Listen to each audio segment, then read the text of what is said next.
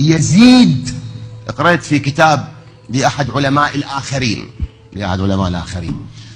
يقول لما قتل يزيد الحسين لم يبق أحد في الأمة إلا وسب يزيد. والله أحد علمائهم يقول لم يبق أحد في الأمة إلا وسبه يزيد. شلون تتجرأ على قتل الحسين؟ هم متورطوا. ولهذا يزيد ايش قام يسوي؟ يزيد قام يجمع أهل الشام يقول لهم لعن الله ابن مرجانة عجل على الحسين فقتله. أنا ما قايل اقتل الحسين، يريد يخلص شنو؟ يريد يخلص نفسه.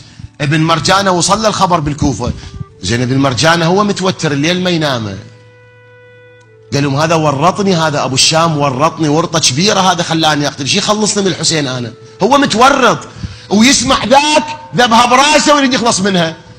قام يجمع اهل الكوفه يقول لهم خليفتكم صاحب الكلاب والقرود هو الذي امرني به. شو قام يتكلم؟ هذا يسب ذاك، ذاك يسب هذا، امام هاي الامه اللي خذلت، اللي عبر عنها الحسين يوم العاشر يا أمة السوء.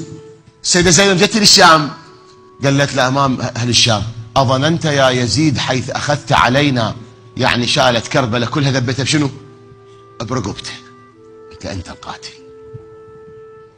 حملتها المسؤولية أمامها، قالت له أنت قتل. منو قتل الحسين؟ أنت قتلت الحسين. أظننت يا يزيد يوأ من العدل يا ابن الطلقاء. حملتها المسؤولية كاملة. سلام.